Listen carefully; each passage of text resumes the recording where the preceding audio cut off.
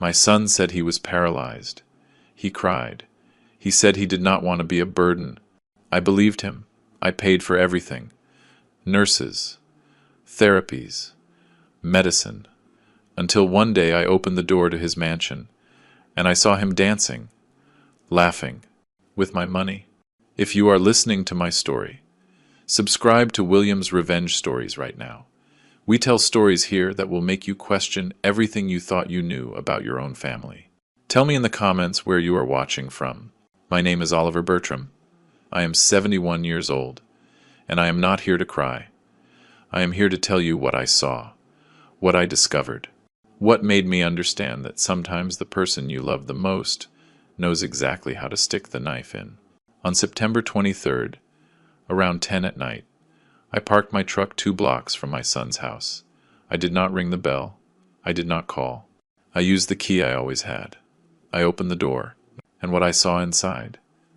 What I saw made me never want to trust anyone again. There was music, not soft music, music that vibrated the walls, colored lights flashing like a nightclub, the smell of expensive perfume mixed with spilled whiskey and laughter. So much laughter. In the center of the room, with a crystal glass in his hand, moving his hips to a song I did not recognize, was Leo, my son, the one doctors said would never walk again. He was dancing, like he had never been in a wheelchair, as if the last 8 months had been a damn movie that I paid for, not knowing it was fiction. Beside him, in a tight red dress, was Valerie, the nurse I paid $4,000 a month to take care of him. But she was not wearing a white uniform that night. No, she was wearing stilettos and holding a glass of champagne. She was laughing, pressing against him, kissing his neck while he held her by the waist. And around them, 5 or 6 other young people, all toasting, all shouting, all celebrating something I did not understand, until one of them, a tall guy with an unbuttoned shirt, raised his glass and said, "To Leo, the best actor I know," and they all burst out laughing. I did not move. I just stood there. The door opened to the cold night air. It hit the back of my neck. For 8 months I had believed every word, every tear, every medical report. For 8 months I drove 3 hours every 2 weeks to visit him, to bring him fruit, to hug him, to tell him everything would be okay. For 8 months, I transferred $9,500 a month to his account, over $100,000 in total, all to maintain a lie that was now dancing in front of me, with a drink in his hand and a smile I had never seen before. My son was not paralyzed. He never was. And the worst part is, he was not alone in this. No, every person I thought was caring for him. Every health professional who gave me reports. Every tear he shed when I arrived. It was all part of a plan so well executed that even a man like me, who has spent 40 years closing deals and spotting lies, fell for it like an idiot. Because when it is your son, when it is your blood, you do not look for the lie. You look for hope. And they knew that, and they used it against me. I built my company from nothing. Bertram Construction, 40 years of putting up buildings, negotiating contracts, sweating under the sun while I laid bricks with my own hands. Today I bill over $20 million a year. I have 200 employees, 3 warehouses, trucks, and machinery. Everything I touch turns to money.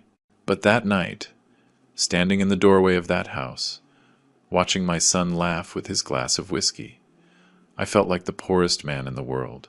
Because all that money, all that power, had done nothing to help me see what was right in front of me.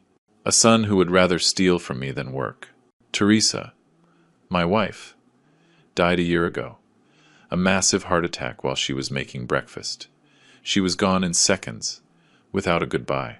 I buried her with a broken heart, but also with the certainty that she had been a good woman. A woman who loved me, who raised our son with values. Or so I thought.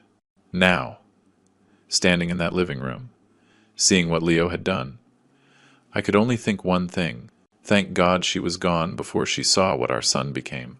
Thank God she did not have to see this. because this would have killed her all over again. What I saw that night was not just a betrayal. It was a setup, a stage play where every actor knew their part, and I was the only audience member who did not know I was watching fiction. Valerie was not a nurse. The guys who were always there when I visited, the ones in white coats who spoke in medical terms, they were not therapists.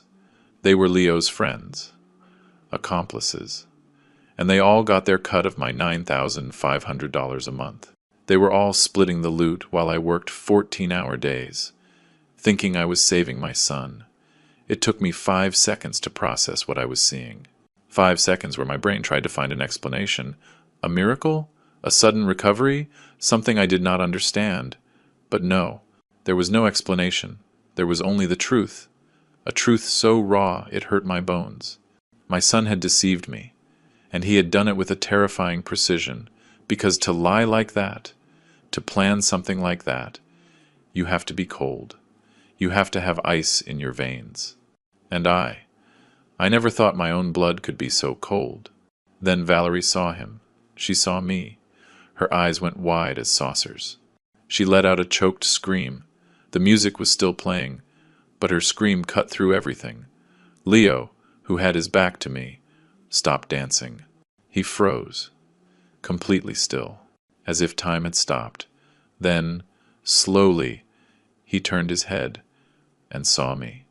Our eyes met, and in that moment, in that exact second, I saw something in his eyes I will never forget. I did not see regret. I did not see shame. I saw panic. The panic of a thief caught with his hands in the safe. The glass in his hand started to shake. His fingers lost their grip. The crystal fell. It shattered on the marble floor with a sound that split the air. The music stopped. Someone hit the button. The silence that followed was so heavy I felt like it was crushing me. All eyes were on me now. Leo's friends, Valerie, all frozen, as if they had just seen death walk in. And maybe they had. Maybe in that moment, the Oliver who left his house 3 hours earlier, the Oliver who still believed in his son, died right there, and another was born. One who no longer had room for forgiveness. To understand why it hurt so much, you need to know where I come from. I was born in a neighborhood in Dallas where the water came once a week and the power went out every other day. My father was a construction worker. He killed himself working 10 hours under the sun for $30 a day. My mother washed clothes for rich families just to feed us. I was the oldest of 6 kids. I learned from the age of 8 that nobody in this life gives you anything. If you want to eat, you work. If you want to study, you work. If you want to live with dignity, you work your fingers to the bone. And that is what I did. At 19, I dropped out of school, not because I wanted to, but because there was no money. My father fell from scaffolding and broke his hip. Someone had to support the family. That someone was me. I got a job in a hardware store. I earned a pittance, but I was smart. I watched the customers. I learned what they needed, and one day I told the owner, "Let me sell door to door. I will bring you new clients." He gave me a toolbox, and I went out knocking, under the sun, in the rain. I had the door slammed in my face 1,000 times, but on the 1,001st, someone bought, and then another, and another. By 25, I had my own truck. By 30, my first storefront. By 40, 3 warehouses and 50 employees. By 50, I was a millionaire. But it was not luck. It was blood. It was not sleeping. It was sacrificing birthdays, Christmases, Sundays. It was watching my father die, knowing I had achieved what he never could.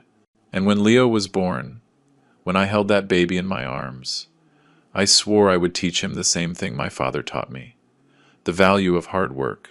Because a man who does not know how to work is not a man. He is a parasite, and I was not going to raise parasites. That is why I never gave Leo anything easy. He worked at my company. Yes, in the warehouse, with the other employees. He earned $2,000 a month. He had an old 2015 Nissan. He lived in a 2-bedroom apartment that I rented to him. He did not lack anything, but he had no luxuries, and that drove him crazy. Dad, my friends go to Miami every month. They have Mercedes, and I am here, carrying boxes like an idiot. I always gave him the same answer, looking him straight in the eye. When you build your own business, you can travel wherever you want. But as long as you work for me, you live on what you earn. Teresa supported me. Well, most of the time. But there were nights. When we turned out the light, she would whisper quietly, "Oliver, maybe we should give him a little more. He is our only son." And I would stroke her cheek and say, "My love, if we give him everything now, he will never learn. It is better he suffers a little now and is strong later. Or do you want him to end up like those rich kids who are 40 and do not even know how to pay a bill?" She would sigh, kiss me, and fall silent. She trusted me. She always trusted me. I wish she had not. Leo hated me for that. He did not say it, but I saw it in his eyes, in how he looked at me when I pulled up to the office in my new truck, while he was still in his old Nissan, in how he gritted his teeth when his friends bragged about their vacations, and he had to say, "I cannot. I am working." I thought it was passing resentment, that in time he would understand, that one day he would thank me. But no, the resentment did not pass. It grew, it rotted, and it turned into something worse, into a plan to take everything from me without working another day in his life. 4 months after we buried Teresa, Leo came to see me. He was pale, dark circles under his eyes.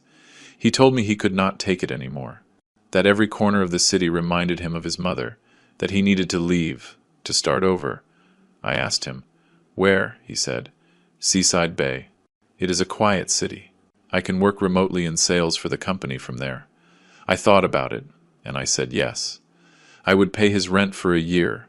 I would help him get settled. But after that, he had to support himself. He agreed. He hugged me, and he said, "Thanks, Dad. I promise I will not disappoint you." And I believed him. God, how I believed him. He moved to Seaside Bay 3 weeks later, a coastal city, 3 hours from Dallas, touristy, expensive. I rented him a large house with a garden, $2,000 a month, more than I wanted. But I thought, it is for a year. After that he can find something smaller. I helped him pack. We carried boxes together. We talked about what his new life would be like. He seemed excited, hopeful, and I was happy for him. I thought the change would do him good, that he would find peace, that maybe, away from me, he would learn to value what he had. What an idiot I was. How blind I was. 3 months after he moved, I got the call that would change everything, or so I thought, because in reality, that call did not change anything. It only revealed what was already there. The truth, the lie, the plan Leo had been cooking up since the day he moved. But I did not know that. I only knew my son was in trouble, and when a father hears his son is in trouble, he does not think. He does not analyze. He just runs. And that is exactly what I did. I ran right into the trap, with my eyes closed, with my heart open, and with my wallet ready to pay whatever it took. It was 2 in the morning. The phone rang with that insistence that only bad news brings. I grabbed it. It was Leo, but it was not his voice. It was a moan, a broken cry. "Dad, Dad, please, come." I sat up in bed. My heart was pounding so hard I thought it would burst out of my chest. What happened? "Son?" And then he told me. His voice choked with tears. "I had an accident. My car flipped on the highway. I am in the hospital. The doctor says that my spine... Dad, I cannot move my legs. The world stopped. The words would not come." And he continued, "Dad, I am paralyzed." I got dressed in the dark. I woke up my sister Martha. I told her, "Leo had an accident. It is bad." She did not even ask questions. She got dressed, and we left. 3 hours driving in silence on the empty highway. I gripped the steering wheel so hard my knuckles turned white. Martha looked at me out of the corner of her eye, but said nothing. She just breathed deeply. When we got to the hospital, a doctor was waiting for us. Dr. Raymond Estrada, his name badge said. He took us to a room, showed us x-rays, talked to us about vertebrae, spinal cord, irreversible damage, and I just thought, my son is never going to walk again. And I broke down, right there, in front of the doctor. I broke.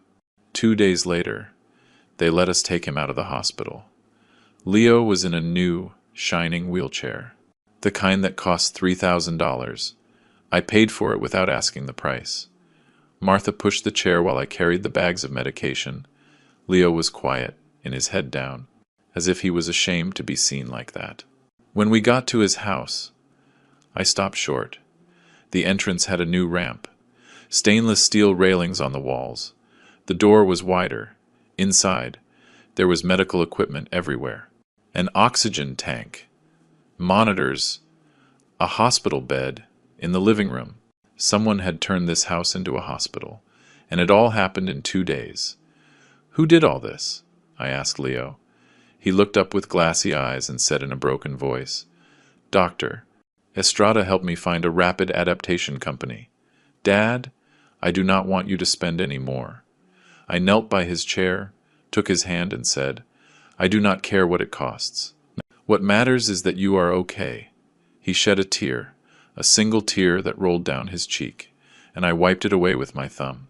In that moment, I would have given my life for him. I would have sold my company, my house, everything, because that is what a father does.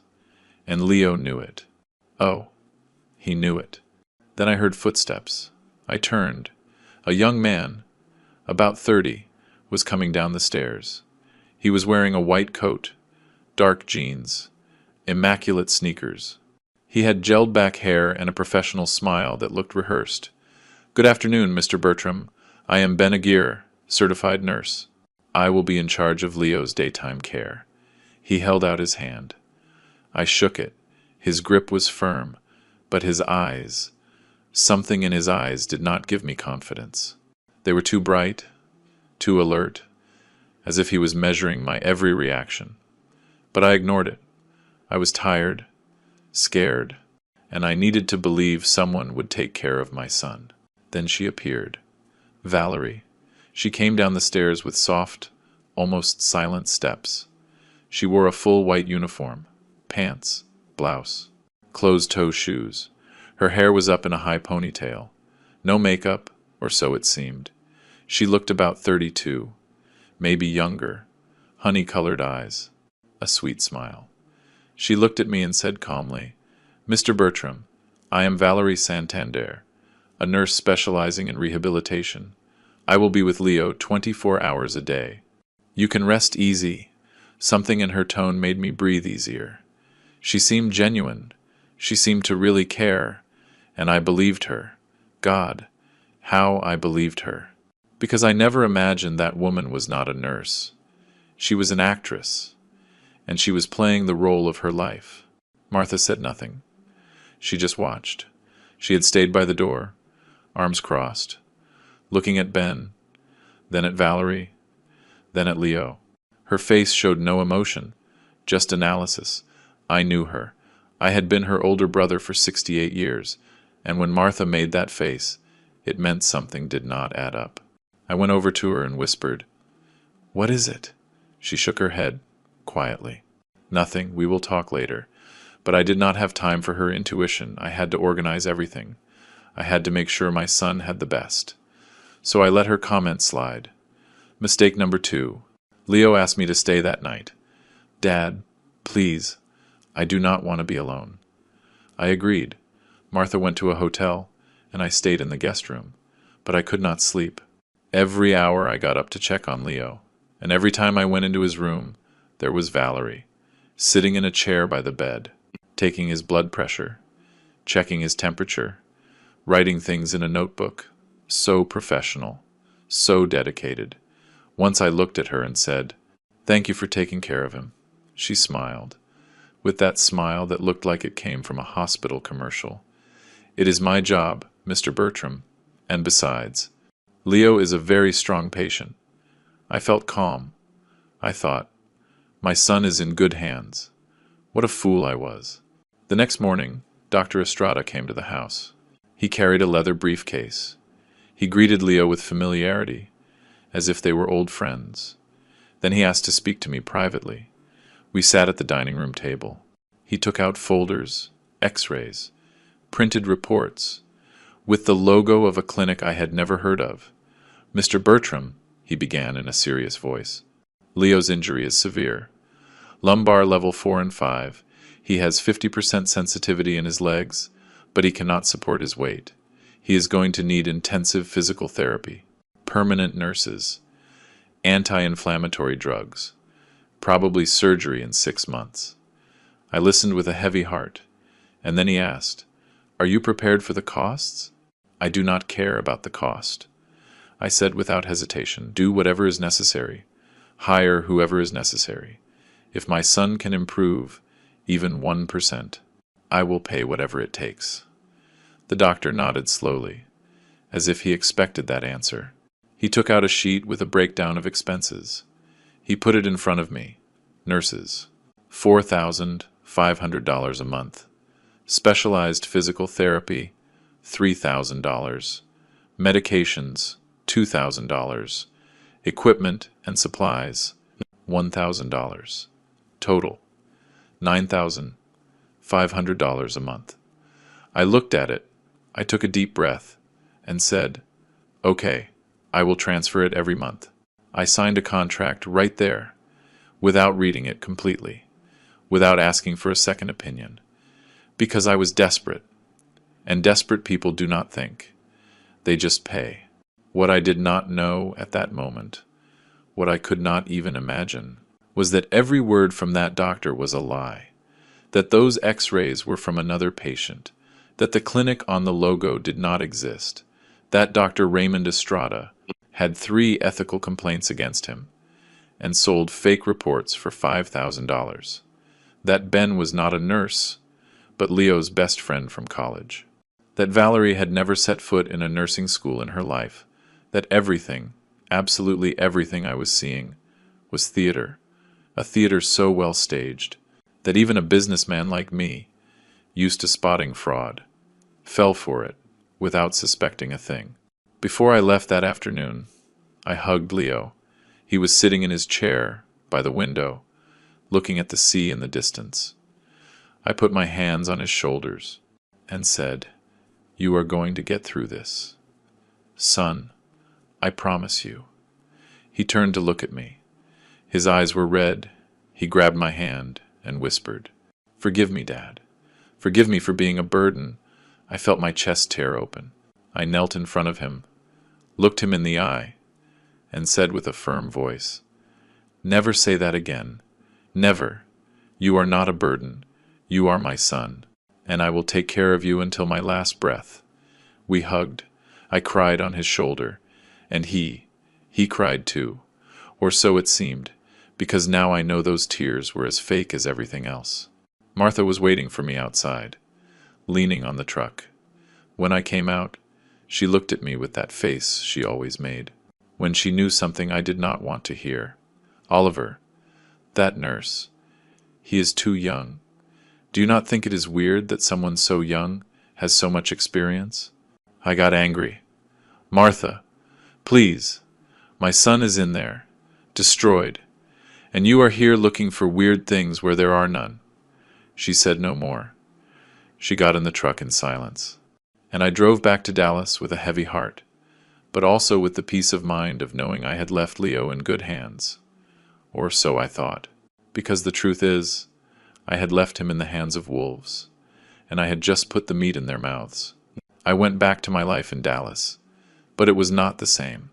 Every morning I got up at 5, went to the company, reviewed orders, closed contracts, supervised job sites, but my mind was in Seaside Bay. Every time the phone rang, my heart raced, thinking it was an emergency. Every night before sleeping, I sent Leo a text, "How are you, son?" And he always replied the same, "Here, Dad, fighting, 2 words, 2 damn words that broke my heart, and I kept transferring the money. Religiously, every first of the month, $9,500 a month, without fail, without complaining, because he was my son, and a father does whatever it takes. I could not visit him every week. My company needed me. I had employees who depended on me, $1 million contracts to close, meetings I could not cancel, so I visited Leo every 2 weeks. But I always warned him first. Always. I would send him a text on Thursday. "Son, I am coming down this Saturday," and he would reply in a weak voice message. "Thanks, Dad. I miss you so much." I thought I was being considerate, that I was giving him time to prepare emotionally for my visit. What an idiot! What I was really giving him was time to set up the show, to turn his party house into a hospital, for his actors to put on their costumes. What I did not know was that every time I sent that text, Leo opened a group chat, a group called Operation Dad, and they were all in it. Valerie, Ben, Andrew, 2 other friends, and Leo would write, "Code Red. Dad arrives Saturday at noon. Valerie, white uniform. Ben, Andrew, get here at 10 a.m. Hide the bottles. Put away the designer clothes. Turn down the colored lights. Invalid mode. On." And they would all reply with emojis, laughs, confirmations, as if it were a game, as if fooling a father whose only wish was to save his son was something fun, something to laugh about. And on Saturday, when I arrived, everything was perfect. I would walk in the door and find Leo in his wheelchair, by the window, looking at the horizon with a sad face. Valerie would be by his side, in her impeccable uniform, taking his blood pressure. Ben would be reviewing some medical papers at the table. There was a heating blanket on Leo's legs, medicine bottles on the side table, a smell of alcohol and disinfectant in the air. It looked like a hospital. It smelled like a hospital. It felt like a hospital. And I would walk in with a bag of fruit, with books, with vitamins, and I would say, "Son, I brought you oranges. They say vitamin C helps." And he would smile weakly. "Thanks, Dad. You did not have to." I would stay for 2 or 3 hours. We would talk. He would tell me how the therapies were going. Ben would chime in with medical terms. "We are working on joint mobility. There is improvement in his reflexes." Valerie would nod. She would show me a notebook with notes that looked real, graphs, schedules, all so professional. I felt hopeful. "See? Son, you are improving." And Leo would shake his head with tears in his eyes. "I do not know. Dad, sometimes I feel like I will never walk again." And I would hug him, tell him not to lose faith, that I would always be there. And inside, I was dying of helplessness, of pain, while they were counting the minutes until I left so they could go back to the party.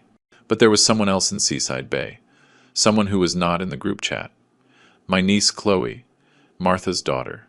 She was 26 and worked as an accountant for an export company in that city.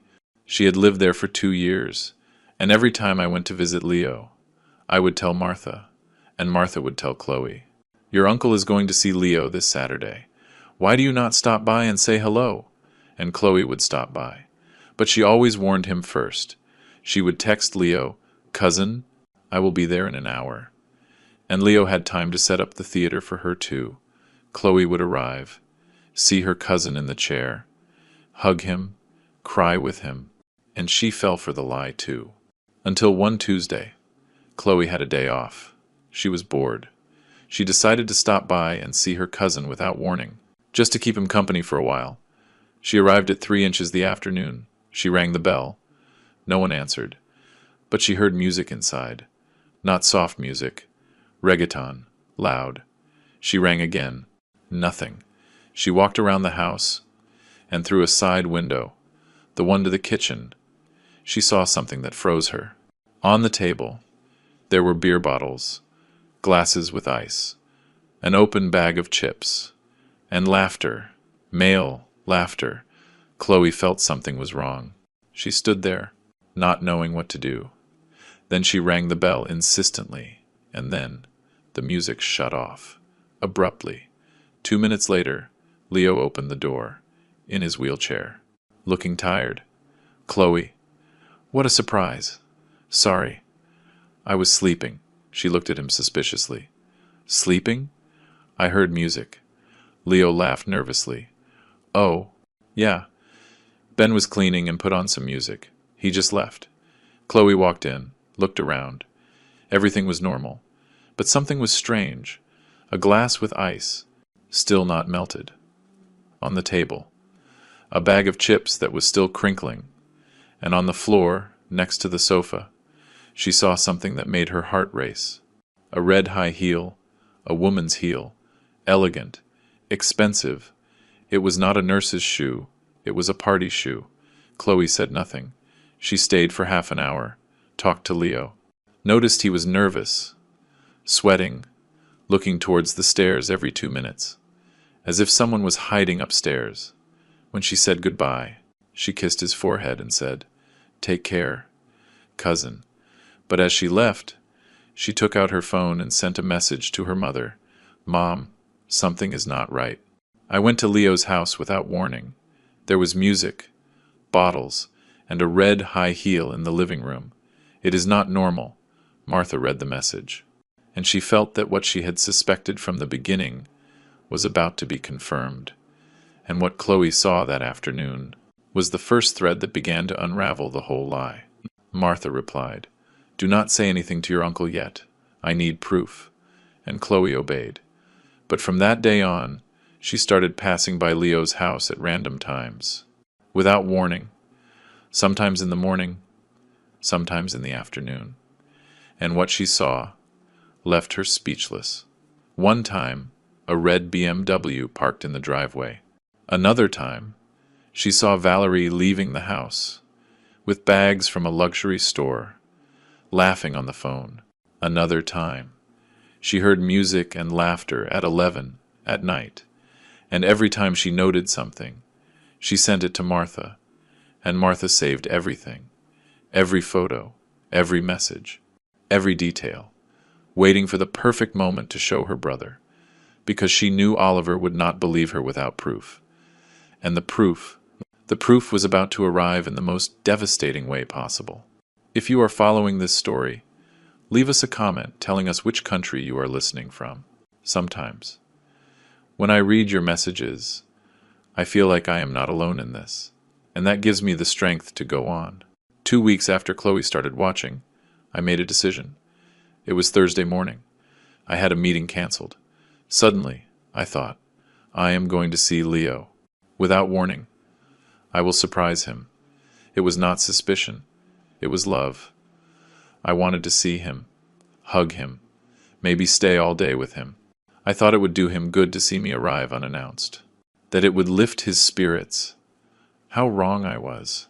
I got in my truck. I called Martha. I am heading to Seaside Bay. Want to come? She hesitated, then said, "Yes, I will pick you up in 10 minutes." And something in her voice sounded tense, but I paid it no mind. We drove the 3 hours in silence. I thought about the happy look on Leo's face when he saw me. Martha stared out the window, quiet. We arrived at 11 in the morning, a perfect time. Leo would be awake, maybe having breakfast, maybe in his morning therapy. I parked in front of the house. Martha stayed in the truck. "I need the restroom first," she said. "Wait for me here." I nodded, got out, walked to the door. The sun was strong. There was a strange silence. I rang the bell. Once, twice, nothing. But I heard something inside. Music. Not loud, but I could hear it. And voices. Voices. At 11 in the morning. Who would be there besides the nurses? I rang again. Harder. Absolute silence. The music stopped. And then I heard hurried footsteps, someone running inside the house. I took out my key, the same one Leo had given me. For emergencies. Dad. I put the key in the lock, turned it, the door opened, and the first thing I saw was Leo, standing, in the middle of the living room, standing, with a glass in his hand, looking at me, for 2 seconds. 3, maybe. We just stood there, him standing, me in the doorway. His eyes went wide as saucers. The glass trembled in his hand, and I felt something was wrong. But before I could process what I was seeing, before my brain connected the dots, Leo shouted with an emotion that seemed real. "Dad, you are not going to believe this. 3 steps. I took 3 steps today." He staggered, dramatically, as if he could barely hold his own weight. He dropped the glass, grabbed the back of the sofa. "It was this morning. Dad! In therapy with Ben." Suddenly, I felt my legs, and I could stand up just 3 steps. But 3 steps. Tears started rolling down his cheeks. And I forgot everything. I forgot the music was on. I forgot he had a glass in his hand, as if he were drinking something. I forgot he had run to open the door. I only saw my son crying, saying he had taken 3 steps. And I ran to him. I hugged him. "Son, it is a miracle. I knew it. I knew you would get better." And he sobbed on my shoulder. "Thanks, Dad. Thanks for never giving up on me." Valerie appeared out of nowhere, in her white uniform, perfectly put together, as if she had been there the whole time. "Mr. Bertram, it is true. This morning, during the exercises, Leo managed to stand up. It was just for a moment, but it is a huge breakthrough." I looked at her, excited. "You saw it? It really happened?" She nodded with that sweet smile. "Yes, I was there. It was beautiful." And I believed her. I believed her because I wanted to believe her, because I needed to believe her. I stayed for 2 hours. Leo went back to his chair, said he was exhausted from the effort, that everything hurt. I made him tea, gave him his medicine, and when I left, I told him, "I will be back soon. Son, this is just the beginning." He smiled weakly. "I love you, Dad." And I left there with a heart full of hope. But Martha had not come in. She was still in the truck. When I got in, she was looking at me with a face I could not decipher. "What happened?" she asked. I smiled. "Martha, Leo took 3 steps. He is getting better." I expected her to be happy, to smile, but she did not. She just said, "Oliver, I saw something." My smile froze. "What did you see?" She pointed to the side window of the house, the kitchen window. "Before you went in, I got out to stretch my legs. I walked over there, and I saw him, Oliver, Leo, standing, not taking 3 steps. Standing, normal, walking from the kitchen to the living room with a glass in his hand, like nothing was ever wrong with him. I felt the air leave my lungs. "No," I said. "No, Martha. There must be an explanation. Maybe. Maybe it was the moment he took those steps. Maybe you saw him right at that instant." She shook her head. "No, Oliver. He was not staggering. He was not struggling. He was walking normally, like you and me. And when he heard you knock, he ran. He ran. Oliver. And when you went in, he was already acting. I felt anger, not at Leo, at her. You are wrong. You are looking for things that are not there. My son is getting better. And you want to ruin it." Martha looked at me sadly. "Fine. Do not believe me. But I know what I saw, and we did not speak the entire way back. I thought, Martha is jealous. She is resentful. But a small part of me, a part I tried to ignore, whispered, and what if she is right? And that question haunted me for days. Martha never believed me. From the first day she saw Leo in that wheelchair, something inside her screamed that something was wrong, but she had no proof. She only had that gut feeling women get when something does not add up, that intuition that men ignore because we think we are more rational, more logical. and we end up falling into traps they see from miles away. Every time I talked about Leo, about his progress, about how brave he was, Martha would look at me with those eyes that said, "I do not believe a word of it." But I shut her down. I made her feel paranoid, and she, out of respect, kept quiet until she could not anymore. A month after Leo became paralyzed, Martha came to my office unannounced. She walked in while I was reviewing some contracts. She sat across from me with that serious face she always wore when she was about to tell me something I did not want to hear. "Oliver, do you not think it is strange that this doctor is so helpful, that he comes to Leo's house at all hours? And that nurse, so pretty, so young, so perfect?" I looked up, annoyed. "Martha, please. My son is destroyed, and you are here inventing conspiracies. What do you want me to do? Leave him without care because the nurse is pretty?" She pressed her lips together, said no more. She got up and left, but in her eyes, I saw something that bothered me. Pity. She looked at me with pity, as if I were a fool who could not see the obvious. Martha watched everything. Every time I told her something about Leo, she took mental notes. "Why does Leo not want to move in with you, Oliver? You said you offered 3 times, and he always says no." I explained patiently. "Because he has his doctors there. He has his routine. He says if he moves in with me, he will lose his independence, that he will feel more like an invalid." Martha raised an eyebrow. "And is it not convenient? That because of that, he needs you to pay for everything there?" I got angry. "Do not be cruel, Martha. My son is not faking paralysis to get money from me. No one would do something like that." And she would fall silent. But I knew she did not believe me. I knew she was waiting for something. Some proof, some mistake from Leo, and that mistake came. Late, but it came. Chloe kept passing by Leo's house without warning. Martha had asked her to keep an eye on him, and she obeyed like a soldier on a mission. One Wednesday at 10 in the morning, she passed by and saw something strange. A delivery truck from a liquor store, unloading boxes of wine and whiskey. The delivery guy rang the bell. Leo opened, walking. No chair, no crutches. He signed the receipt, carried a box inside, and closed the door. Chloe was hiding behind a tree with her phone in her hand. She could not take a picture, because she was too far away.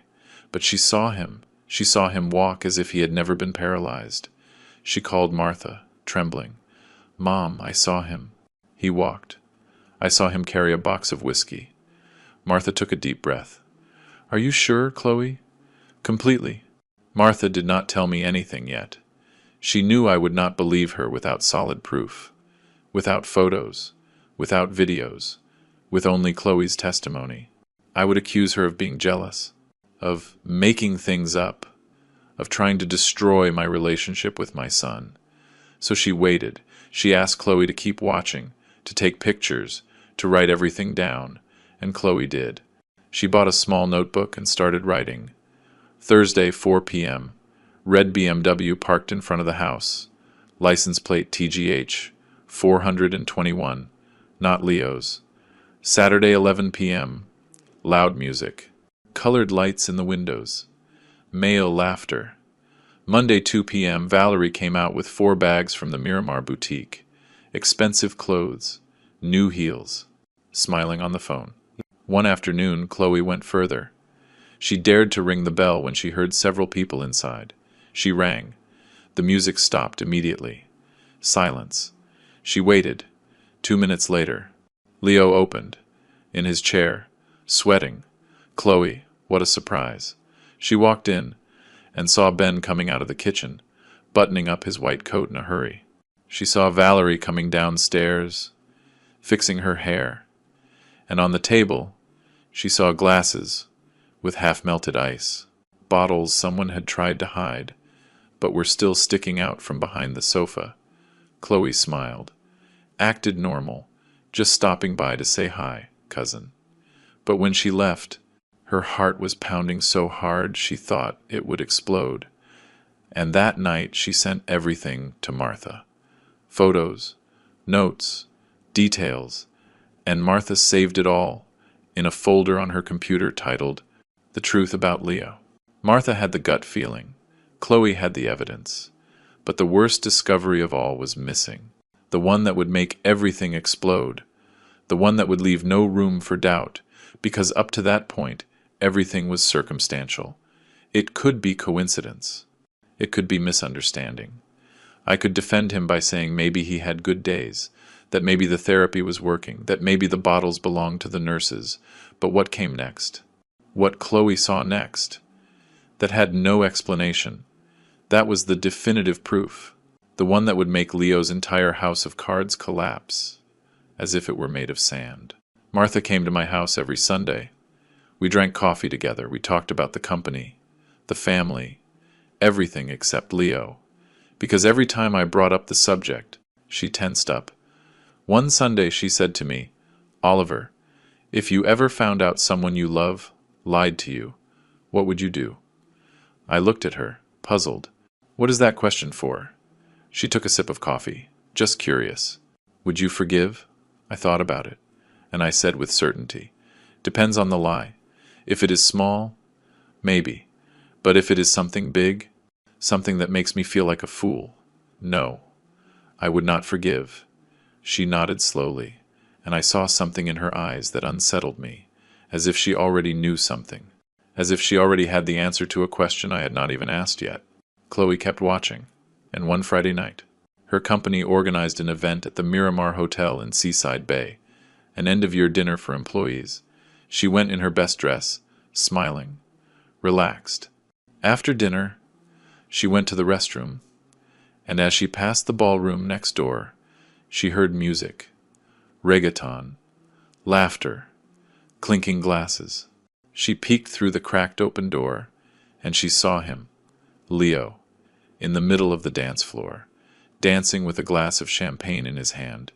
No chair, no crutches, nothing. Moving his hips, laughing, beside him, Valerie in a red dress that clung to her body like a second skin, and beyond them, Ben and Andrew, with drinks in their hands, shouting and celebrating. Chloe felt the floor disappear from under her. Her hands were shaking when she took out her phone, unlocked it, opened the camera, and took pictures. 1, 2, 3, 4, from different angles. In one, you could clearly see Leo's face. In another, Valerie kissing him. In another, Ben raising his glass to Leo. Proof. Irrefutable proof. Chloe put her phone away, ran out of the hotel, got in her car, and drove straight to her apartment. Hands still trembling, she arrived, locked herself in, and called Martha. "Mom, I have it. I have the pictures. Leo was dancing, at a party, with Valerie, with everyone. Mom?" He was never paralyzed. On the other end of the line, Martha closed her eyes, took a deep breath, and said in a firm voice, "Send them to me. Now, it is time for your uncle to know the truth." That night, Martha did not sleep. She stared at the photos on her phone, over and over, zooming in, making sure there was no doubt, and there was not. Leo was there, standing, dancing, laughing, mocking his father without knowing it. Martha felt rage, a rage that burned in her chest, because she had suspected it from the beginning, but no one had believed her. And now she had the proof that would destroy her brother, the proof that would make Oliver never be the same, and even though she knew it would hurt, even though she knew it would shatter him, she also knew it was necessary, because the truth always hurts, but the lie kills slowly, and it was time to end this agony. Saturday morning, I was at home. I had just finished breakfast, reading the newspaper on the patio, with a cup of coffee in my hand. The sun was strong. It was hot. It was one of those days where everything seems calm, where you think life is predictable, that nothing bad can happen. Then I heard the doorbell. I got up, puzzled. I was not expecting anyone. I opened the door, and there was Martha, with a look on her face I had never seen, It was not sadness, it was not anger, it was determination. That look people get when they are about to say something that will change everything. And I knew, before she opened her mouth, that what was coming was not good. "Oliver, I need to talk to you." Her voice was firm, cold. She walked in without being invited, went to the living room, sat on the sofa. I closed the door, confused. "What is it, Martha? Are you okay?" She did not answer. She took her phone out of her bag, unlocked it, and put it on the coffee table. In front of me. "Look." I leaned in. I saw the screen. It was a photo of a party room, colored lights, people dancing. I did not understand. "What is this?" She zoomed in with 2 fingers, and my heart stopped beating. There, in the center of the photo, was Leo, standing, with a glass in his hand, dancing, laughing, and beside him, Valerie, in a red dress, pressed against him, kissing him. The world stopped. I heard nothing. I only saw the photo. I zoomed in more. I saw his face. It was him, no doubt. Leo, my son. The one I thought was in a wheelchair, unable to walk, suffering every day. There he was, dancing like nothing had ever happened. My hands started to shake. I felt something inside me break. It was not pain. It was something worse. It was the feeling that everything you had believed, everything you had loved, was a lie. When is this?" My voice came out hoarse. Martha answered calmly. "Last night. Chloe saw him at a party at the Miramar Hotel. She took several pictures. Oliver, your son was never paralyzed." I swiped to the next photo. Leo raising his glass, toasting, smiling. Another photo, Ben and Andrew, the nurses, with drinks in their hands, shouting something. Another one, Valerie hugging Leo, in heels, with that dress that cost more than a month's salary for one of my workers. It was all real. It was all true. And I had paid for all of it, for that party, for that champagne, for that dress, for that lie. I felt like I could not breathe. I sat down. Martha watched me in silence. She did not say "I told you so." She did not say "I knew it." She just waited. Waited for me to process what I had just seen. And I could not process anything. I just felt a void. A huge, swallowing void.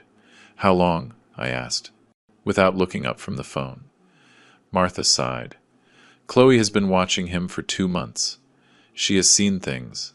Oliver, a lot of things. Bottles, parties, expensive cars. Valerie leaving with bags from luxury stores. All paid for by you. All a sham." I clenched my fists. I felt rage. But it was not explosive rage. It was a cold, calculated rage. The worst kind of rage. The kind that does not shout. The kind that plans. The kind that waits for the exact moment to act. "Why did you not tell me sooner?" Martha looked me in the eye. "Because you would not have believed me. You needed to see this. You needed proof." And she was right. If she had told me anything without photos, I would have accused her of being crazy, of making it up, of trying to separate us. I stood up, walked to the window, looked outside. The street was empty. Everything was the same. But for me, nothing would ever be the same. Never. I stood there, in silence, for what felt like hours. But it was only 5 minutes. 5 minutes, in which my brain replayed every visit, every tear from Leo, every dollar I had transferred, every word he had told me. It was all a lie. Every hug, every thanks, Dad, every "I love you," all of it. Fake. I felt like I was choking, that the air was not entering my lungs. Martha was still sitting there, watching me, waiting, and then I broke the silence. "Call Arthur Reyes." Martha blinked, surprised. "Arthur Reyes? The investigator?" I nodded, without turning to look at her. "Yes. Call him. Tell him I need to see him today. Now. Martha took out her phone, dialed, spoke in a low voice. "Arthur, it is Martha Bertram. My brother Oliver needs to talk to you. It is urgent. Can you come to his house?" Pause. "Yes, now." She hung up, looked at me. "He says he will be here in half an hour." I kept staring out the window, thinking, planning, because if Leo thought he could fool me like this, if he thought I would just sit back, he was very mistaken. I was not the type to shout. I was not the type to make a scene, but I was the type to act. And when I acted well. Arthur Reyes was the best private investigator in the region. I had known him for 30 years. We had worked together when he was a cop, and I needed to investigate some suppliers who were stealing from me. Then he quit the force, set up his agency, and since then, I called him whenever I needed information I could not get through other means. He was discreet, efficient, relentless. If you asked him to investigate someone, he brought you everything, even what you did not want to know. And that was exactly what I needed. I needed to know everything, every detail, every lie, every accomplice, every dollar Leo had spent of my money. Everything, because I was going to destroy him. Not with shouts, with proof. Half an hour later, Arthur knocked on the door. He was a man of 55, tall, thin, graying at the temples, with gray eyes that seemed to see right through people. He always wore a dark suit. He never smiled. He came in, nodded at Martha, then looked at me. "Oliver, what do you need?" He did not waste time on courtesies. I liked that about him. I showed him the photos, handed them to him one by one. He observed them in silence, expressionless. When he finished, he looked up. "Your son." It was not a question, it was a statement. I nodded. "I want you to investigate him. Everything. Who he is with, what he does, where he goes, how much he spends, who his accomplices are. I want every detail. I do not care about the cost." Arthur put the phone in his pocket. "How much time do I have?" I looked him in the eye. 2 weeks. "I need to know everything in 2 weeks." He nodded. "You will have it." He stood up, headed for the door. Before leaving, he turned. "Oliver, if what you suspect is true, what I am going to find will hurt you. Are you sure you want to know?" I did not hesitate. "I am sure. I want the truth, the whole truth, even if it destroys me." Arthur nodded slowly. "Understood." And he left. The door closed. And I stayed there, standing, feeling like I had just declared a war against my own son. But there was no turning back. Arthur Reyes was the best private investigator in the region, and he was also the only man I trusted to do what was coming. Martha stayed with me the rest of the day. We did not talk much. We just sat in the living room, in silence, each lost in our own thoughts. I replayed mentally every visit to Seaside Bay, every tear from Leo, every time he told me, "Thanks, Dad," while I transferred him money, and now it all made sense. The excuses not to move in with me, the always scheduled visits, the too pretty nurse, the too young therapist, it was all part of the plan, and I had fallen for it like an idiot. But not anymore, because now I knew the truth, and the truth, even though it hurt, had freed me from the trap.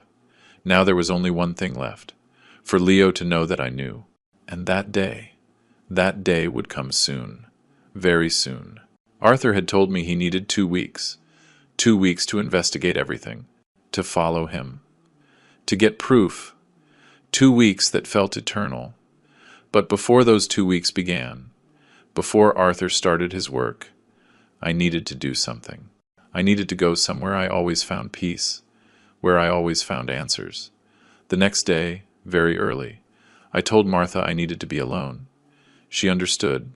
I got in my truck and drove to St. Michael's Cemetery. There, under a jacaranda tree that blooms every April, Teresa is buried. I arrived at dawn. The cemetery was empty. Just me, the dead, and the questions burning inside me. I knelt in front of her headstone. There were dried flowers someone had left weeks ago. I removed them carefully, put down the white roses I had bought on the way, and then I spoke, as if she could hear me, as if she were still there, sitting next to me, like in the early mornings when we could not sleep, and we talked about everything. Teresa, forgive me for taking so long to come. I know I have been absent. I know I do not come as often as I should, but it is just. It hurts to see you here. It hurts to know you are gone. My voice broke. I took a deep breath. The cold morning air burned my lungs. I have to tell you something. Something about Leo. Something that you maybe already knew. The words came out like a river that had been held back too long. The photos I saw. My love. Leo was never paralyzed. It was a lie. Everything was a lie. He robbed me. He deceived me. And I believed him. I fell for his trap like an idiot. The tears started to fall. I did not try to stop them. You know the worst part? That while I was crying for him, while I was waking up in the middle of the night, worried, wondering if he was suffering, he was laughing at me, while I transferred him money thinking I was saving him. He spent it on parties, on luxuries, on women, on mockery. I hit the grass with my fist. I felt the pain in my knuckles, but it was a lesser pain compared to the one in my chest. How could I be so blind, Teresa? How did I not see what you saw? And then I remembered. Like a lightning bolt illuminating the darkness, I remembered something I had buried in my mind, because it hurt too much. 2 weeks before Teresa died, she came to my office. It was late, around 9 at night. I was reviewing contracts. She walked in without knocking. She looked tired, worried. She sat across from me without saying anything for a moment. Then, Oliver, I need to talk to you about Leo. I looked up, annoyed that she was interrupting me. What is it? She hesitated, fidgeted with her hands. He asked me for money again. $30,000. He says it is for an import business with a friend. Something about electronics. But, Oliver, something in his eyes. I did not like it. When I asked for details, he got nervous, changed the subject, and then he left quickly. I sighed, annoyed. I dropped the papers on the desk with more force than necessary. Teresa, it is normal for him to ask for money. He is finding his way. He is trying to grow. Let's give him a chance. Or do you want him to be stuck all his life? She shook her head slowly. I did not give it to him. Oliver. I told him no. I got angry. Really angry. What do you mean you did not give it to him? He is our son. If he is asking for money, it is because he needs it. She looked at me with those sad eyes that I now understand. Something tells me he is not telling the truth. Something in my heart tells me he is lying to us. And I said horrible things to her. You always think the worst of him. You always look for reasons to distrust. You are his mother, Teresa. You should support him, not destroy him with your suspicions. She just looked at me, sadly, with a sadness so deep that it breaks my heart to remember it now. I hope I am wrong. Oliver, I really hope so. And she stood up, left the office, closed the door gently, and we never spoke of it again, ever. A week later, she had the heart attack, died while making breakfast, collapsed in the kitchen, and I never apologized for those words. I never told her, you were right, my love, forgive me. And now, kneeling in front of her grave, with the photos of Leo dancing still burning in my pocket, I understood everything. You were right, Teresa. You were always right. And I did not listen to you. I treated you badly. I made you feel like you were crazy. Forgive me, my love. Forgive me for not seeing you were right, for defending the indefensible, for being so blind, for choosing him over you when you were the only one telling the truth. I cried. I cried like I had not cried since the day of her funeral. I cried until I had no tears left, and when I finally stood up, when I finally wiped my face on my sleeve, I knew I had to go home. I had to find something. Something Teresa had left. something I had never had the courage to open. I drove back, my heart racing. I entered the house, went straight to our room, the room we shared for 42 years, which is now empty without her, which smells like memories and pain. I opened her closet. Her clothes still hung there. I have not been able to remove them. I cannot. They still smell like her perfume.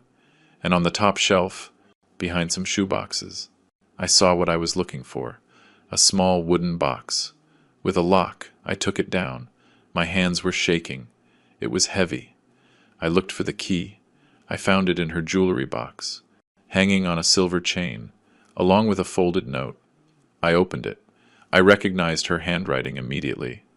For Oliver, when you are ready to hear what I could never say out loud, I love you, Teresa. My heart sped up. My hands were sweating. I opened the box with the key. Inside, there was a diary, brown leather, worn by the years, with her handwriting on the cover, thoughts I never said out loud. I took it out.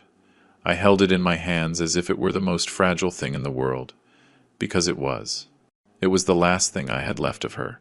Her thoughts, her voice, her truth. I opened the first page, and I began to read. The first pages made me smile through my tears. They were about us, about how we met at that town fair, about our first date, about our wedding, about the day Leo was born. Leo was born today. He is perfect. He has Oliver's eyes and my nose. When I held him, I felt like my life finally had meaning. I will protect this child with my life. Beautiful words. Words full of love. But then, as I moved through the pages, the entries changed. They became darker, more worried. Leo is 15, and he already lies with an ease that scares me. Today he told me he was at the library studying. I saw him at the mall with his friends. When I asked him, he invented another story without blinking, without guilt, without remorse. I kept reading, page after page of worries Teresa never told me, of small lies she detected and I ignored. Leo asked me for money for school books. I gave him $20. I found the books in his room, unopened, with the price tag still on. When I asked about the money, he said he used it for transportation. But his friend told me Leo has a new car. I do not know where he got it. I am scared. Scared that my son is becoming someone I do not recognize. Oliver does not see it, or does not want to see it. Every time I try to talk to him about Leo, he gets angry, says I am paranoid, that I see things that are not there, but I know what I see, and it terrifies me. Tears fell on the pages, staining the ink, but I could not stop reading. And then I reached the last entry, dated exactly 3 days before her death. The handwriting was shaky, as if she had written in fear, in a hurry. Today Leo asked me for $30,000. He looked me in the eyes and lied to me. I know it. I feel it in my bones. I feel it in my mother's soul. Oliver got angry with me when I told him. He said horrible things to me, that I do not trust our son, that I always look for the bad. And maybe he is right, maybe I am crazy, but I have to write this because if I do not, I will suffocate.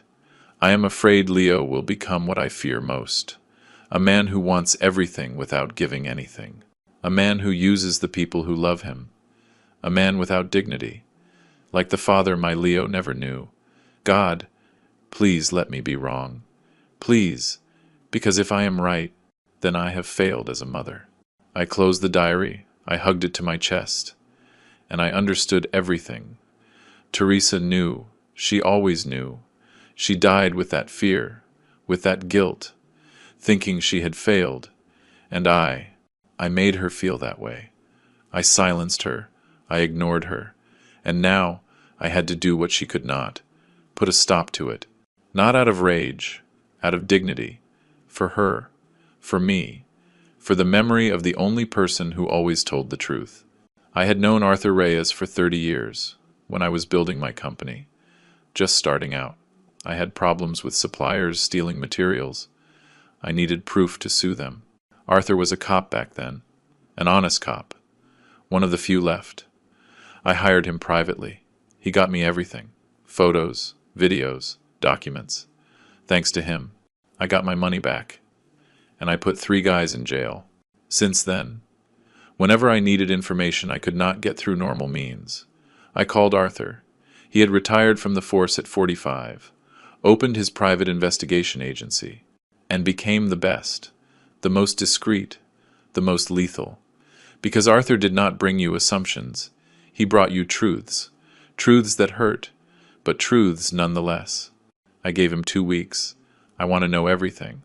Arthur, who my son is with, what he does every day, where he goes, how much he spends, who his friends are, who this woman claiming to be a nurse is, who these guys claiming to be therapists are. I want bank records. I want photos. I want videos. I do not care how you get it. I do not care about the cost. Just bring me the truth. Arthur took out a notebook, wrote everything down, looked at me with those gray eyes that never showed emotion. Are you prepared for what I am going to find? I clenched my jaw. I am prepared for anything. He nodded.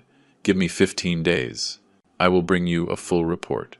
And he left my house like a shadow, silent, lethal, unstoppable. During those 15 days, I continued my normal life.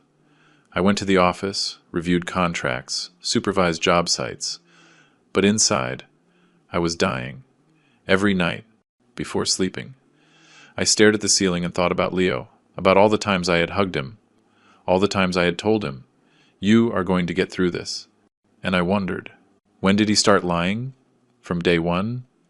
Or was there a moment when he actually considered telling me the truth? I did not know, and maybe I never would. But what I did know was that there was no turning back. I could not pretend I had not seen the photos. I could not keep paying for his lie. This was ending, one way or another. Leo called me twice that week. The first time, to tell me he had a slight improvement in his legs. "Dad, the doctor says maybe with an experimental surgery, I could get some mobility back, but it costs $30,000. I felt my blood boil. $30,000 for another lie, for another sham. But I said nothing. I just replied, "Let me think about it. Son, that is a lot of money." "I need to check the finances," he insisted. "But Dad, it is my only chance." I cut him off. "I will call you later." And I hung up. Martha, who was with me, looked at me. "Are you going to give him the money?" I shook my head. "Not one more dollar. Not one. It is over." And I said it with a coldness I did not even recognize in my own voice. The second call was worse. Leo was crying, said he felt alone, that he missed his mother, that sometimes he thought it would have been better to die in the accident. And I wanted to scream at him. I wanted to tell him I knew everything, that I had found him out, that he was a damn liar. But I held back, because Arthur had not delivered the report yet. And I needed everything, every detail, every piece of proof, so that when I confronted him, he would have no way to escape. So I told him what he expected to hear. "Do not say that. Son, I will visit you soon. Hold on a little longer." And he, with a broken voice, replied, "Thanks, Dad. I love you." And I did not reply. I just hung up, because I could not say, "I love you too." I did not know it was all a lie. On the 14th day, Arthur arrived at my house. He brought a thick, brown folder. I sat across from him at my desk. Martha was there too. Arthur opened the folder slowly. "Oliver, what I am about to show you is going to hurt. But you asked for the truth, and here it is." He took out photos, many photos. Leo entering expensive restaurants. Leo at a shopping mall, carrying bags from luxury stores. Leo on a yacht, with a beer in his hand, surrounded by friends. Leo kissing Valerie in a parking lot. All the photos were recent, from the last week. My paralyzed son, living like a millionaire, with my money. I felt something inside me die forever, Arthur continued. He took out a document. Valerie Santander, 32 years old, not a nurse. She is a freelance model. Has an Instagram profile with 20,000 followers. Met Leo 2 years ago at a bar. They've been dating ever since. She knows about the sham. She is an accomplice. Then he took out more papers. Ben Aguirre and Andrew Molina. Friends of Leo's from college. Never studied medicine. Ben is a graphic designer. Andrew works at an advertising agency. Leo pays them $500 each time you announce you are visiting. They show up, dress as nurses, and play their part. And when you leave, they leave too. I felt sick. Everything. Everything was an act. Every person I thought was caring for my son was a paid actor. But the worst was yet to come. Arthur took out an envelope, bank records, of the $9,500 a month you transfer him. Leo spends an average of $7,000 on parties, restaurants, clothes, weekend trips to Cabo and Miami. The rest he splits between Valerie, Ben, Andrew, and Dr. Raymond Estrada. He opened another document. Speaking of Dr. Estrada, he is a real doctor. Yes, but he has 3 malpractice suits and 1 for document forgery. He sells fake medical reports for $5,000. Leo paid him exactly that amount the day he got out of the hospital. I have the receipt. My world collapsed. Every piece fit. Every lie had its price, and I had paid for all of it. Then Arthur took out his tablet. There is something else you need to see. He touched the screen. A video started playing. It was Leo, on a beach, Cabo, the location said. He was drunk, very drunk, dancing without a shirt, with a beer in each hand, shouting something. Arthur turned up the volume, and I heard the words that destroyed me. My old man is an idiot. I told him I cannot walk, and he sends me $9,500 a month. It is the best business of my life. The fool fell for it completely. His friends laughed, shouted. Leo raised his beers. To gullible fathers, to those who believe any lie. And they all toasted. Arthur stopped the video, looked at me. I could not speak. I felt something inside me break in a way that would never be fixed. There is more, Arthur said. He took out photos. Many photos. 3 months ago, Leo threw a party, a theme party. He showed me the first photo. It was a digital invitation, it said. Celebrate with me! 1 year in the chair! Anniversary party. Dress code. Hospitals and doctors. I felt like I could not breathe. Arthur swiped to the next photo. A cake. A damn giant cake, in the shape of a wheelchair. With sugar letters that said, 1 year faking and counting. The next photo showed Leo, standing, cutting the cake, surrounded by 80 people, all dressed as doctors. Nurses, patients, all laughing, all toasting. He spent $20,000 on that party, Arthur said. Rented a whole ballroom, live band, open bar, all paid for with your money. And they all knew. The 80 people who attended knew it was a sham. They all laughed. At you. I closed my eyes. I wanted to scream. But nothing came out. There was only silence. A silence that hurt more than any scream. Arthur was not finished. He took out a printed sheet, a screenshot. I got this from a contact in cyber police. Leo's Google search history. 1 month before your wife's death, I read, and I felt my heart stop, the searches said. How to fake paralysis. Symptoms of spinal cord injury. How much does a fake medical report cost? Hire actors to play nurses. How much money to live without working? It was all there. Black and white. Leo did not improvise. It was not something that occurred to him after the accident. It was planned, coldly, calculated, a month before my wife died. While she was dying, while I was crying, he was planning how to rob me, and I did not know whether to laugh or cry, because the son I thought I knew never existed. Arthur closed the folder, looked at me. What are you going to do? I did not answer right away. I just sat there, staring at the closed folder, feeling the weight of the world fall on my shoulders. A tear rolled down my cheek. Just one. I made no sound. I did not sob. I just let it fall. Martha put her hand on my shoulder, and then I wiped the tear with the back of my hand. I stood up and said with a voice that did not sound like mine, I am going to see him, but this time, without warning. Arthur nodded slowly. Do you want me to go with you? I thought about it, and said, Yes, but you stay in the car. I am doing this alone, and that decision, that surprise visit, would be the end of Leo's empire of lies. We left that same afternoon. A Saturday I drove. Arthur was in the passenger seat. We did not talk the entire trip. 3 hours of silence. I gripped the steering wheel so hard my knuckles turned white. I thought about what I was going to say, what I was going to do, but every time I tried to plan something, my mind went blank. Why were there no words for this? There was no prepared speech to tell your son you know he deceived you in the worst way possible, that he robbed you, that he lied to you, that he laughed at you while you cried for him. There were no words. There was only rage, a cold rage burning inside me. And when we got to Seaside Bay, when I parked 2 blocks from his house and saw the lights on, I knew nothing would ever be the same. It was 10 at night, the street was dark. Arthur and I sat in the truck, watching Leo's house from a distance. There were lights on in every window, and music, not soft music, reggaeton, loud, so loud we could hear it from where we were. Arthur looked at me. Are you ready? I took a deep breath. I nodded. Stay here.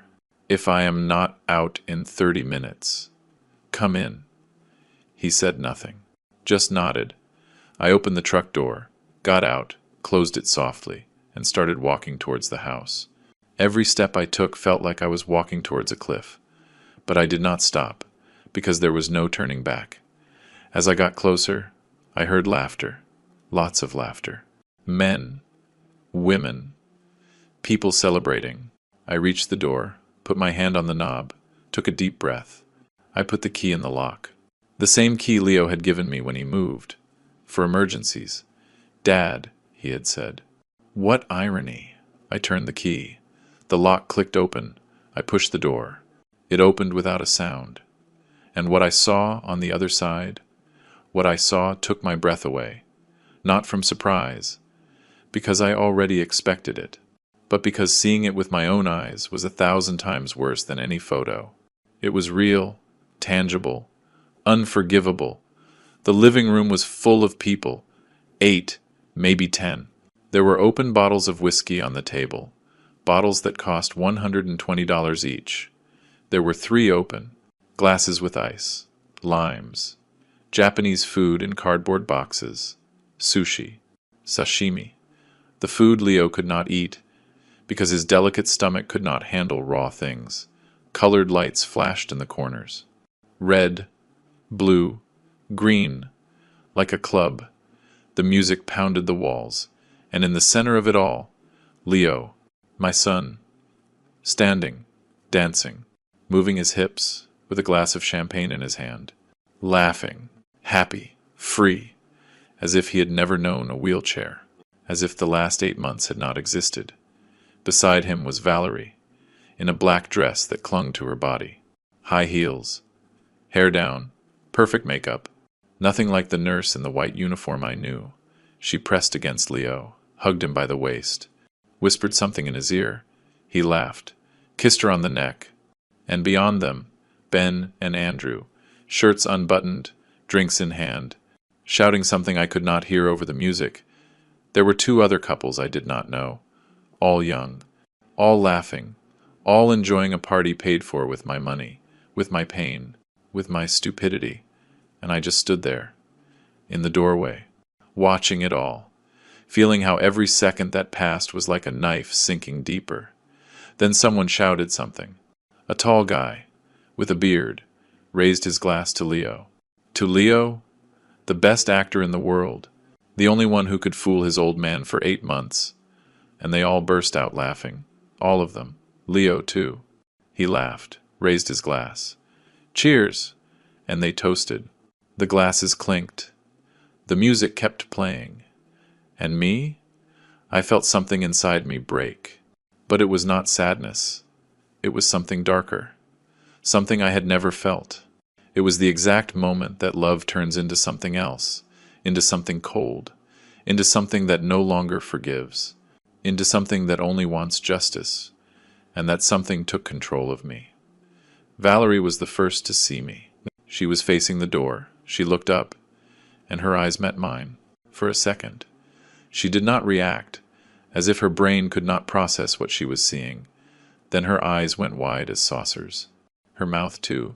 She let out a choked scream, a scream that cut the air like breaking glass. The music was still playing, but that scream was enough. Everyone turned to her, then followed her gaze. And they saw me, standing in the doorway, with my wrinkled shirt, with my shoes dusty from the road, with my face that showed no surprise. Because there was no surprise. There was only certainty. And that certainty was the most terrifying thing of all. Someone ran to the sound system. The music stopped. The silence that followed was so heavy you could feel it in the air. No one moved. No one breathed. It was as if everyone had frozen. And then Leo, who had his back to me, turned his head slowly, very slowly, like in a horror movie. His profile was silhouetted against the colored lights, and when he saw me, when our eyes met, I saw something I will never forget. I saw panic, pure panic. The panic of someone who just realized it is all over, that the lie is finished, that the game is lost, and that now comes the punishment. The glass in his hand started to shake. It shook so much that the champagne spilled over the edges. Leo tried to say something. He opened his mouth, but nothing came out, just a choked sound. He tried to take a step towards me, but his legs did not respond. Not because he was paralyzed, but because fear had paralyzed him. And then the glass fell. It slipped from his fingers. It fell in slow motion, and it shattered on the marble floor with a sound that echoed through the whole house. Crash. Glass everywhere. Spilled champagne, forming a puddle. And that sound was like a signal. Because after that, no one moved again. It was just Leo and me, looking at each other. In a silence that screamed louder than any word, I took one step forward. Just one. Slow. Deliberate. And I saw how everyone backed away, as if I were dangerous. As if I was emitting something scary. Valerie pressed against the wall. Ben and Andrew looked down. The other people hid behind the sofa. They all knew. They knew something bad was going to happen. But no one was leaving. Because they wanted to see. They wanted to witness the moment it all exploded. And I stopped 2 meters from Leo. I looked him up and down. His legs, perfect. No atrophy. No scars. Nothing. His arms, strong. Healthy. His face, there was no pain. No suffering. There was only fear. Fear of losing everything he had gained with his lie. "Dad," he whispered. His voice came out broken, trembling. He tried to smile, but the smile came out twisted, fake, desperate. And then he said something that made me want to hit him. Something so pathetic, so badly acted, that it was like a final insult. "It is a miracle." "Dad, it is a miracle! I was just about to call you today. You are not going to believe it. I was able to stand up this morning. In therapy." "The doctor says it was a miracle. I am cured." And he took a step towards me, stumbling dramatically, as if he could barely keep his balance. "It is incredible. Dad, after so much time. I can finally walk." And he held out his arms, waiting for me to hug him, waiting for me to believe him. One more time. But I did not move. I said nothing. I just looked at him, with a look that said everything. A look that said, "I know everything." And in that second, before Leo could keep talking, before he could invent another lie, I knew that everything Arthur had told me was not enough. The reality was worse. Because it is one thing to read a report, to see photos, hear recordings. But it is another thing to be there, standing in front of the lie, watching your son act until the very last second, trying to save himself with another farce. And that showed me that Leo was beyond saving, that there was no remorse, that if I had not arrived that night, he would have continued, for months, for years, until he had bled me dry of every last drop, And that was what gave me the strength to do what came next. To end this, once and for all. Leo was still standing there, arms outstretched, waiting for me to hug him, waiting for me to fall for his lie one more time. Tears were starting to form in his eyes, tears he had perfected over 8 months, tears he knew exactly when to release for maximum effect. Dad, please, believe me, it was this morning, in therapy. Suddenly, I felt something in my legs, and I could stand up. The doctor says it is a miracle. I was going to call you first thing tomorrow to give you the news. His voice trembled, his hands too, but I knew that tremor. It was not emotion, it was fear. Fear of losing everything, of his house of cards collapsing, and it was already collapsing. Valerie reacted. She took a step forward, in her black dress and heels. She tried to put on a concerned nurse face. Mr. Bertram, it is true. I was with him this morning when I raised my hand, a sharp, firm gesture, like when you stop an employee who is about to say something stupid in an important meeting. She stopped mid-sentence, her mouth open, her eyes wide, and she backed away, because she saw something in my eyes, something that told her there was no going back, that the game was over, and that she was on the list too. Ben and Andrew had hidden behind the sofa, cowards. The other guests started gathering their things, trying to leave without making a sound. Rats leaving a sinking ship. I walked slowly through the room. My shoes crunched on the pieces of glass from the broken goblet. I looked at everything around me, the bottles of whiskey on the table. Johnny Walker Blue Label. $120 a bottle. There were 3 open. The Japanese food. From the most expensive restaurant in Seaside Bay, $80 per person. The plates still full. Wasted. On the sofa. Shopping bags. Louis Vuitton. Gucci. Versace. Clothes that cost more than the monthly salary of my employees. The sound system. Bose. Latest model. $1,500. All paid for with my money. With my pain. With my stupidity. And I felt the rage rise in my throat like boiling lava. I turned to look at Leo. He looked at me with those eyes that used to melt me, those eyes that made me want to protect him from the world. But now I only saw a stranger, someone I never really knew. Do not bother. Leo. My voice came out low, very low, but sharp as a knife. I already know everything. The silence that followed was absolute. Leo blinked. Once. Twice. As if he had not understood. What? What are you saying, Dad? His voice came out high. Nervous. I took another step closer. I said, I know everything. Every detail. Every lie. Every dollar you stole. And I watched the mask begin to fall. Slowly. Like paint peeling from a rotten wall. I know about the parties. The trips to Cabo and Miami every weekend.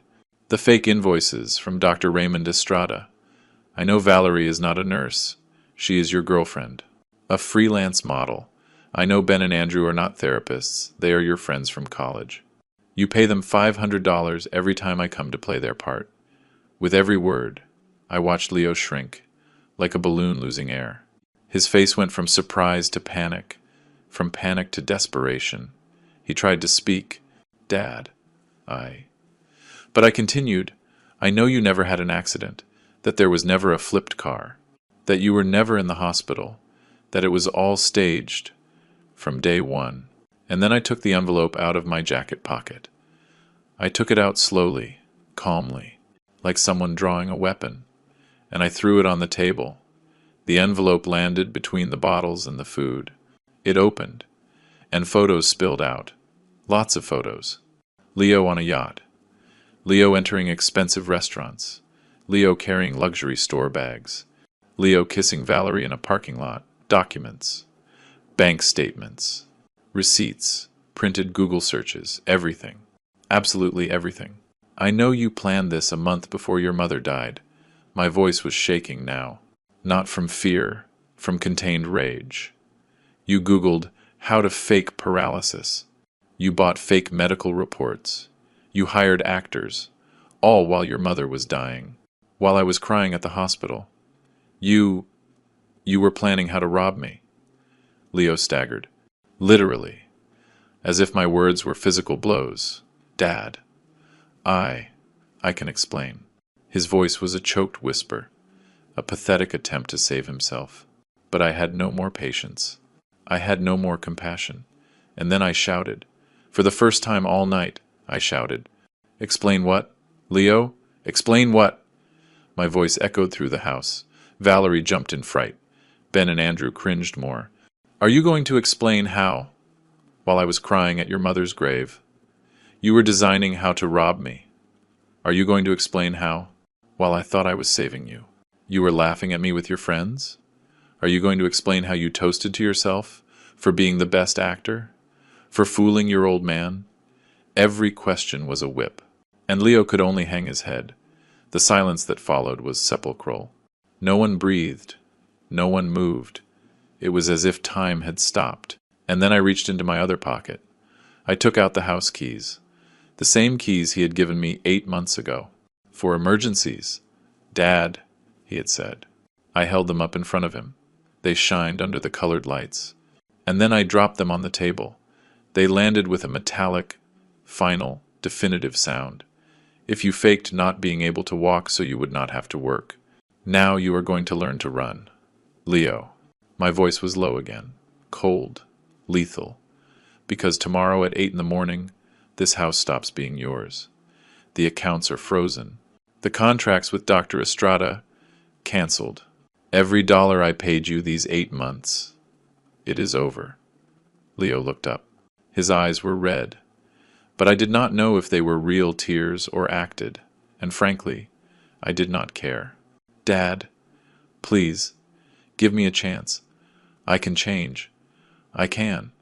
The hug I gave felt lighter, as if I was leaving behind a weight I had been carrying for months. Then I heard his voice, shouting, desperate, Dad, please, do not leave me. I am sorry. I am so sorry. But I did not stop, because I had heard enough lies. I did not need to hear one more. I reached the door, put my hand on the knob, and then, without turning, without looking at him, I said the last words I would say to my son for a long time. Your mother died believing you were a man, believing you were good, that you were honest. Thank God she never knew you were a fraud. And I felt those words destroy him. I heard a sob, a real sob this time, a sob that sounded like defeat, like shame, like guilt. But it was too late, far too late. I opened the door, walked out, and closed it behind me. The sound of the door closing was like the final period on a story that should never have been written. But now, at least, it was over. Arthur was still in the truck. He saw me come out, started the engine. I got in without saying a word. We drove away from there. And as we drove back to Dallas, my phone started ringing. Once, twice, 10 times. I looked at the screen. It was Leo. I declined the call. It rang again. Declined. It rang again. And again. And again. That night, Leo called 47 times. Left voicemails, text messages, begging, pleading, promising he would change. That he would pay me back every dollar. That he would do anything. But I never answered. Not that night. Not the following nights. Not ever. Because some things, once broken, cannot be repaired. And my relationship with Leo was more than broken. It was dead. I got to Dallas at dawn. The sky was starting to turn orange, but I did not enjoy it. I went straight to my lawyer's office. I called him from the road. I need you now. Emergency. He was waiting for me with fresh coffee and a worried face. I told him everything. I showed him the photos, the documents, the bank statements. His face went from astonishment to anger.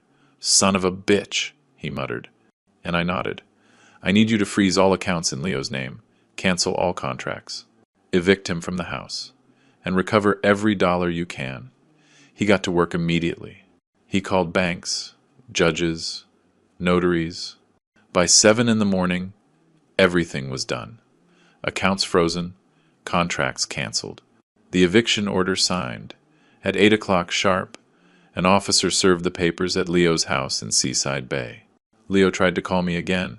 This time he left a crying voicemail, saying he had nowhere to go, that he had no money, that he needed me. I deleted the message without listening to it all.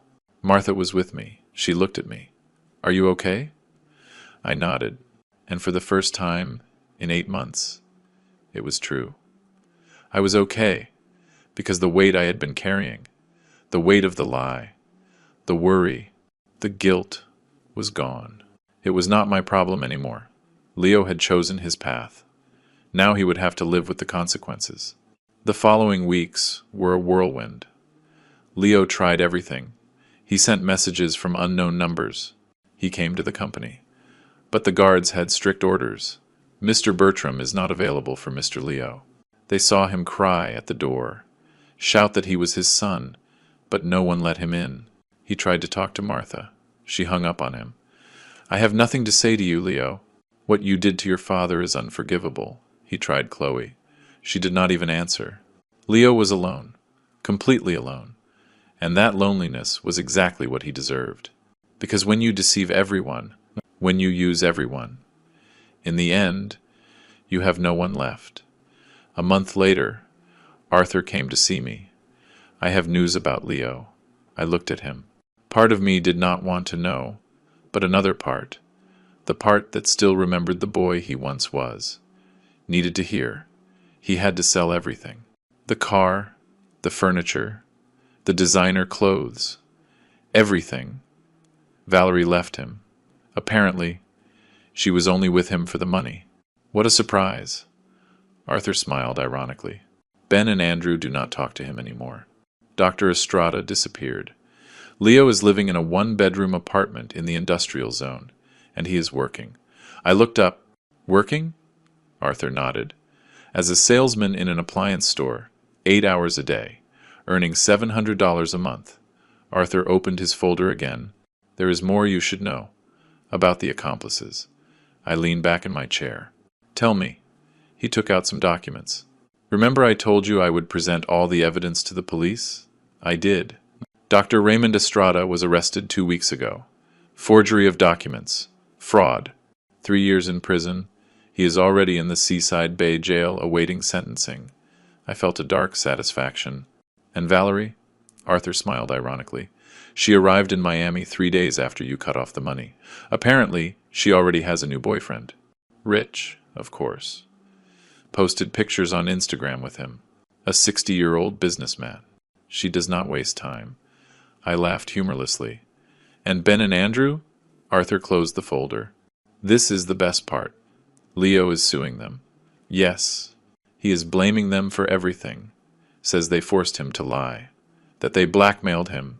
They are fighting in court, spending what little they have on lawyers. Justice has funny ways of arriving." I felt something when I heard that. But it was not pity. It was satisfaction. A quiet satisfaction. Because Leo was finally learning what I had tried to teach him all his life. That nothing is given. That everything has a cost. That money is earned with the sweat of your brow. And that lying, stealing, deceiving only leads you to one place. To misery. Not financial misery. That is temporary. The misery of the soul. That is permanent. Anything else? I asked Arthur. He shook his head. "That is all. Do you want me to keep watching him?" I thought about it. And I said, "No, I do not care what he does anymore. My son died a month ago. The one left is a stranger." Martha came to see me on a Sunday. We had coffee on the patio. Like always. There was something different about me, and she noticed. "You look better," she said. I smiled. "I feel better." She took a sip of coffee. "Do you have any regrets?" The question was direct. Like everything about Martha, I thought about it. I really thought about it, and I answered honestly. "For believing him for so long? Yes. I regret not seeing the signs, not listening to you when you told me something was wrong. That is what I regret." I paused. "But for cutting him off, for taking everything away from him, I do not regret that. Not for a second. It was the right thing to do." Martha nodded. Your mother taught me something. Oliver, she said, blood connects you, but dignity defines you, and you chose your dignity. Chloe came to see me, too. One afternoon, after work, she came into the office with a worried look. Uncle, how are you? I put down the papers I was reviewing. I am fine. Chloe. Really? She sat down. I know it hurts, but you did the right thing. I smiled. For the first time in months, a real smile. Your mother taught me that blood is not worth more than dignity. And it is true. Leo is my blood. But what he did, that was against my dignity. Against everything I believe in. And a man without dignity is not a man. He is a ghost. Chloe hugged me. I admire you, Uncle. Not many would have the courage to do what you did. And I felt that, for the first time. I had made the right decision. Every morning when I wake up, the first thing I do is go to the kitchen. I make coffee, sit at the table, and look at the picture of Teresa I have in the dining room. It is a photo from 10 years ago. She is smiling, in that blue dress she loves so much, and I talk to her, as if she were there. Hello, my love. You know, today is a good day, and I repeat the phrase that Leo never wanted to learn, the phrase that now lives in me like a mantra, like a universal truth. He who lies for comfort ends up disabled in dignity. And I feel that Teresa would be proud. Proud that I did not stay silent, that I did not let them keep robbing me, that I defended my dignity. 6 months after the day I opened that door, I received a letter. It came in the mail. The handwriting was Leo's. I recognized it immediately. I held it in my hands for a few minutes, debating whether to open it or not. Martha was with me. Are you going to read it? I nodded. I opened it. Inside were 3 handwritten pages. It began like this. Dad, I know I do not deserve for you to read this. I know I do not deserve your forgiveness, but I need you to know that I am sorry. I am sorrier than words can express. Every day I wake up with the guilt of what I did. Every night I go to bed thinking about how I destroyed everything. I am working. I am living on the bare minimum, and for the first time in my life, I understand what you tried to teach me. The value of work, the value of effort, the value of dignity. I kept reading. I am not asking you to forgive me. I am not asking you to speak to me again. I only ask that you know that I understood, that I learned, and that even though it is late, even though I lost everything, I am a different man now. I love you, Dad, and I am sorry, Leo. I folded the letter, put it back in the envelope. Martha looked at me. Are you going to answer? I shook my head. No. She seemed surprised. Why? I looked out the window. Because it is not out of anger or resentment. It is for liberation. I already mourned. I already closed that door. If I answer him, if I open it even a crack, he will come back. And he will come back with another story, with another lie. And I have no more room in my life for lies, only for truth and peace. Today I am 72 years old. My company continues to grow. My employees respect me. Martha and Chloe visit me every week. And I am at peace. A peace I did not have when Leo was in my life. Because that was a false peace, based on lies. Now my peace is real. It is solid. It is mine. And no one can take it from me. Sometimes I think about him, about the boy he was, about the man he could have been, and I feel sadness, but not regret, because I did what a father must do. Teach. I taught him with love for 38 years. He did not listen, so I taught him with consequences, and that was the best lesson I could give him, because he who lies for comfort ends up disabled in dignity. And I chose my dignity, forever. And you? If your own son had lied to you like that, if he had robbed you in that way, if he had watched you cry while he laughed, would you have had the courage to cut him off, or would you have forgiven, just because he is your blood? Leave me your answer in the comments. I want to know what you would do in my place. If this story made you feel something, if it made you think, if it made you question your own values, leave us your comment below. Like, Share this video with someone who needs to hear it. And subscribe to William's Revenge Stories, because here we tell real stories that hurt, but also teach us. Stories that remind us that dignity is not negotiable. Never. Thank you for listening to the end. Thank you for being here. See you in the next story.